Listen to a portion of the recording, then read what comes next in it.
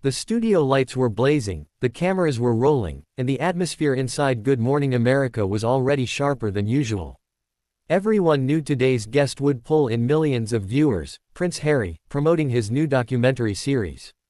But no one expected what would unfold. From the moment Harry stepped onto the set, something felt off. His jaw was tight, his eyes restless, scanning the studio as if searching for an escape route. Robin Roberts greeted him with her signature warm smile, but even that didn't seem to soften him. "Good morning, Harry. Thank you for joining us," Robin began smoothly. "Morning," Harry replied, clipped and guarded. The producers exchanged glances. Not a great start. They launched into the first segment, Safe Questions, his new project, his recent charity appearances. But the moment Robin pivoted to the topic everyone was waiting for, the tension snapped like a stretched cable. "Harry," Robin said gently but firmly, "many critics say your new series is just another attempt to attack the royal family. How do you respond to that?" Harry's posture stiffened. "That's not what this is about, Robin. It's about truth. About telling my story." Robin nodded. "Of course. But you've told your story many times now. Some say this is becoming repetitive, maybe even harmful. Do you think you're crossing a line?"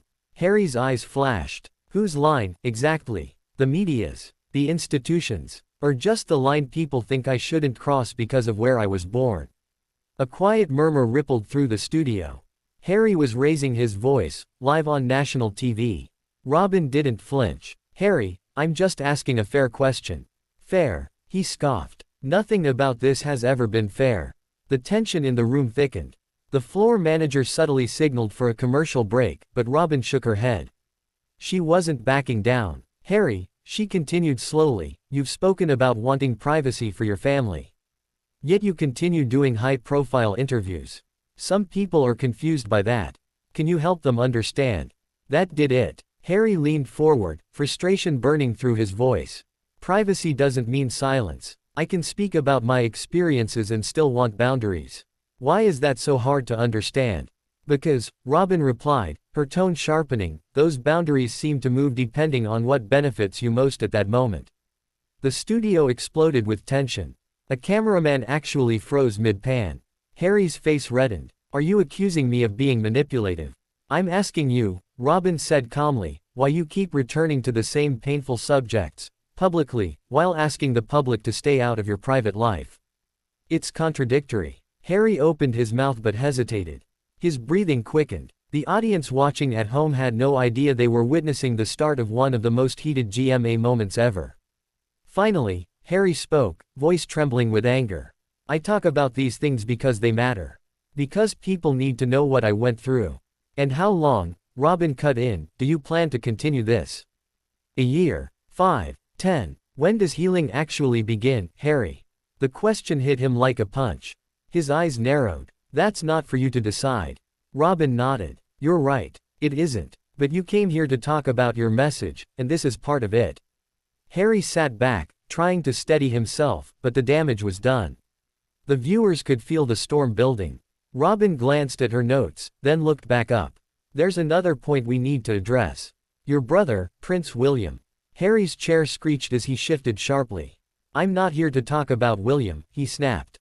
"Harry, your series mentions him repeatedly," Robin said. "You've brought him into this." His entire body went tense. "I'm not discussing him with the media. Not anymore." "Then why include him in the series?" Robin asked. Silence. Harry blinked rapidly, searching for an answer he could give without contradicting himself. But Robin didn't wait. "Harry, this is why people feel you're fueling the drama instead of healing from it." That was the moment everything cracked. Harry shot to his feet. "So now I'm the problem. I'm the one causing drama," he said sharply, voice rising. Robin held her ground, calm and composed in the eye of the storm. "I didn't say that. I'm asking the questions your audience deserves answers to." "You're twisting things," Harry said. "This interview, this whole setup." "Harry," Robin interrupted firmly, "this isn't an attack. But if you can't explain your own message, maybe the message itself isn't clear." The words landed like a hammer. There was a collective gasp from the crew. Harry stared at her, angry, stunned, and at a loss for words. Then Robin delivered the moment that would go viral within minutes. Prince Harry, she said, voice unwavering, if you want people to respect your boundaries, you need to show them where the boundaries actually are. Right now, it looks like you're crossing your own lines. Harry's mouth opened, but nothing came out. Robin had destroyed him, not with aggression, but with calm truth. The producers finally cut to commercial, but it was too late. The damage was done. Social media was already exploding. And Prince Harry was shaking with anger. The moment the red light above the camera dimmed, signaling the commercial break, the studio erupted into motion. Producers rushed in from every direction.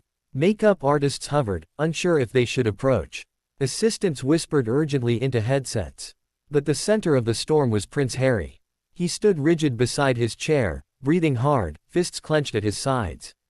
His face, still flushed from the confrontation, gave away everything the cameras didn't capture. Robin Roberts remained seated, calm, unreadable, composed. She sipped her water like nothing unusual had happened. The contrast made Harry even more agitated. Why would you ask me those questions? He demanded, his voice low but intense. Robin looked up at him gently, like a teacher addressing an upset student. Harry, it's my job.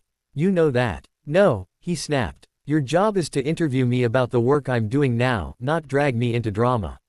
Robin tilted her head slightly. But your work is connected to the drama, Harry. You brought those topics into your series. You can't expect people not to ask. Harry turned away, running a hand through his hair in frustration. He muttered something under his breath, but the words were lost in the chaos. A senior producer approached cautiously. Harry, we still have another segment, she reminded him. It's softer. More about the charity work. No, Harry cut in. I'm not doing another segment. Robin raised an eyebrow but stayed silent. The producer tried again. It's already scheduled. We have millions watching. I don't care, Harry said sharply. I'm done being ambushed. Robin finally stood. Harry, she said quietly, you were not ambushed. We went over the outline before the show. Harry shook his head. This was not what we agreed on. Robin held her hands up slightly. I didn't ask anything out of line. I asked the questions the public wants answers to. That's honesty, not hostility. Harry glared at her. It felt like hostility. Behind them, another producer whispered, 30 seconds until we're live again. The entire room tensed. Robin turned back to her chair, smoothing her notes. Whether we agree or disagree, Prince Harry, we still have a responsibility to the viewers. Harry hesitated. His pride battled with his instinct to flee. Millions were watching. The world was already buzzing about the confrontation. If he walked off now, the headlines would be merciless. With a shaky exhale, he dropped back into his seat. Fine, he said. Let's just finish this. Robin nodded once. Professional. Controlled. As steady as ever. The red light blinked on. We're back, Robin said, smiling effortlessly into the camera as if nothing had happened. Prince Harry is still with us, and now we're shifting to the heart of his new initiative. The contrast with the previous segment was dramatic. The energy felt forced. Harry kept his answers short, stiff, and cautious. Robin stayed polite but distant. At home, viewers could sense the tension simmering under the surface. When the interview finally ended, Robin thanked him warmly on air. But as soon as the cameras turned off, Harry stood immediately. I'm leaving, he muttered to no one in particular. He didn't shake hands. He didn't wait for cues. He simply walked, fast, toward the exit, jaw tight, shoulders rigid. Behind him, producers scattered, unsure whether to approach or simply let him go. Robin remained at the desk, watching his retreating figure. A quiet sigh escaped her, not frustration, but sadness. After a moment, her producer approached. You handled that well, he said. Robin shook her head. I handled it truthfully. Whether he likes the truth is another matter. Outside the studio, Harry pushed through the doors into the cold New York air. His security team scrambled to keep up. He paused on the sidewalk, eyes closed for a moment, gathering himself. He had come to promote healing. Instead, he had exposed wounds that were still raw, too raw. As he climbed into his car, his phone buzzed relentlessly. Notifications, messages, mentions, headlines. The first one read, Robin Roberts challenges Prince Harry on GMA, tension explodes live. Another, experts say Harry lost control on air. Robin was prepared. Harry was not. Harry threw the phone onto the seat beside him, chest tightening. He hadn't expected the interview to go like this. He hadn't expected to feel defeated. But Robin Roberts' calm, unwavering questions had cut straight through the walls he always kept up. Now the whole world saw it. The car pulled away from the studio. Inside, Harry stared out the window, watching New York blur past. For the first time in a long time, he wasn't sure if he was telling his story, or if the story was beginning to control him.